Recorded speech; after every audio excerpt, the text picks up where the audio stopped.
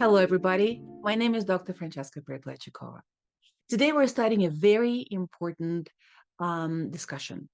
It's a series of discussions about dialectics. Understanding and hopefully practicing the laws of dialectics is critically important for effective parenting. Well, simply put, our world is based on dialectics, whether or not we know that, whether or not we understand that, and whether or not we practice the principles. Dialectics is a science of the principles of motion. It is about how change occurs. And of course, if we want to change our lives, including our parenting, we need to understand what those laws are.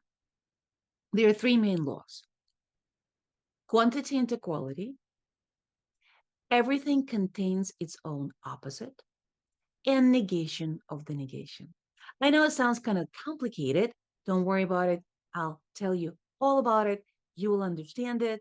And today we're starting with the first law, and our next video will contain discussion of the other two.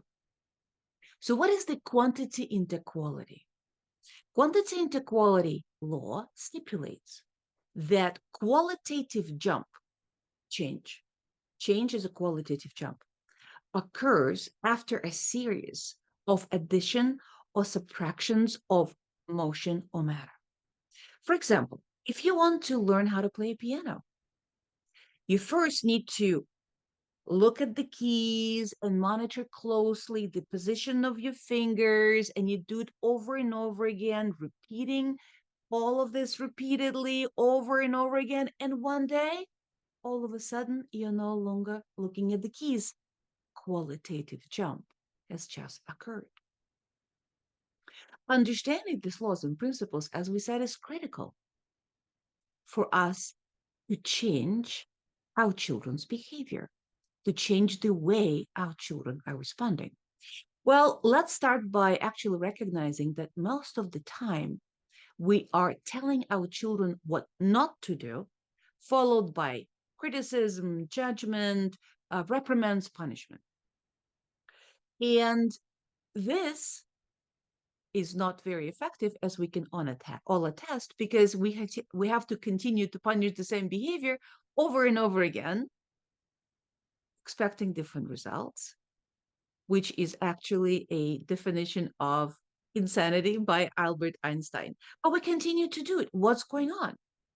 Well, there are two things that are at play. Number one, our bias to the negative, negativity bias, and mood dependency. What is negativity bias? We all share it. It's pre-programmed into our hardware. We automatically orient to the negative because it can be unsafe. Orienting to the positive requires effort because it's safe. Also, mood dependency. Mood dependency means that we want to do what we want to do. Our emotions are telling us what to do, and we are following their action urges. So we keep punishing and reprimanding and criticizing. Number one, because we see automatically the negative over the positive, and we want to punish when we're angry. That's why we punish more often than we reinforce, unfortunately. Well, instead of using punishment, criticism, and judgment, which are all examples of forceful means to obtain the child's compliance, instead of doing that, because punishment and criticism have a host of unwanted side effects. I'm just going to give you one. When you punish and criticize, you're teaching your child force as a mean to solve problems. What is punishment? A forceful mean to obtain your child's compliance.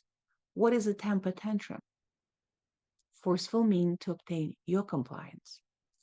So instead of doing the same thing, expecting different results, teaching our children force, we may need to use our favorite, manipulation.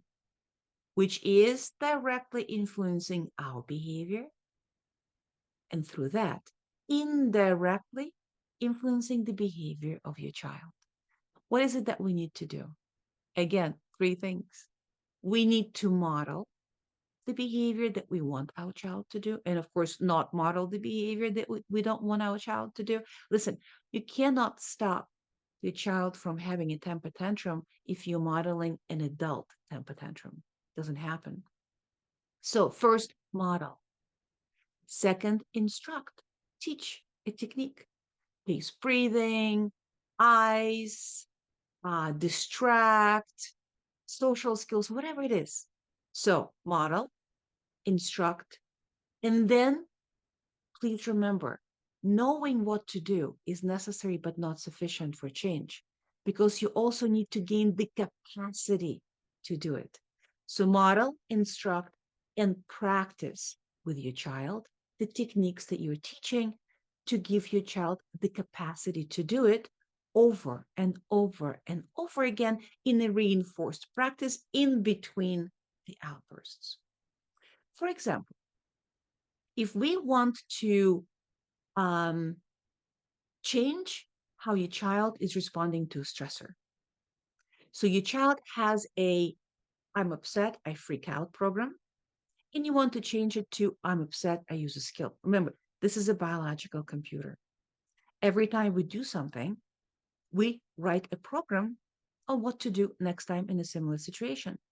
And your child's program of I'm upset or freak out has been overlearned. It's a repeating code. It has been repeated multiple times, hundreds of thousands of times over the years, and sometimes on a daily basis. For us to expect that from simply saying, stop screaming, your child will have a capacity to all of a sudden do something else, probably is not going to work. Now, quantity into quality principle is specifically about giving the capacity.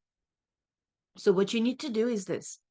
You need to model. Now, you see, you're directly influencing yourself. You need to model using the emotion regulation skills yourself. You need to instruct your child on those skills. And then you need to do reinforced practice multiple times per day with giving rewards for doing this practice at the end over and over and over again. Now, this is quantity, quantity, quantity. As you are doing all of this, you also need to remember to not be attached to the outcome. Parents, please remember, your child is not going to actually use these techniques anytime soon. Remember how many times that I'm upset, I freak out code has been coded and recoded? Are you expecting really that by practicing once, twice, 100, 200 times, the child is going to already have a capacity to override that program with I'm upset, I use the skill at the moment of dysregulation? When stressor is occurring, especially given that your child is young, immature, your child is a supersensor, maybe emotionally sensitive, for whom there's no emotion waves. It's an emotional tsunami that's happening in the moment. Are you really expecting that your kid is going to be able to use a skill at that moment after just several, I don't know, practices, even 100 practices? Probably not. We're talking about consistent use of the techniques. No, it's probably not going to happen. So please don't be attached to the outcome. Your job is to seed, seeding over and over and over again. Model, teach, practice, model, teach, practice. For germination to occur, the soil also needs to be ripe. When the soil becomes ripe, we don't know. You're not in control of it, and your child is not in control of it. Your job is to seed, and when at some point germination is happening, it means that the soil became ripe and a qualitative jump just happened. Qualitative jump, your child using these techniques consistently in real life, this is our outcome. We're not in control of it. We are only in control of the process that leads to the outcome, which is seeding.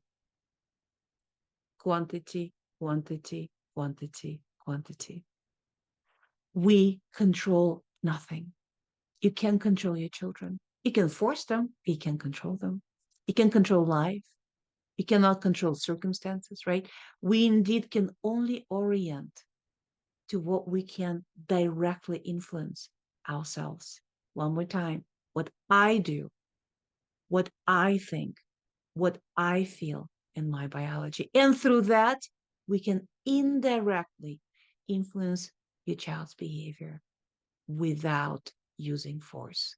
Now, this is what we call manipulation. If you like what you hear, if you would like to learn more, please continue to tune in. Next time, we'll discuss the other two laws. I hope to see you there. Bye.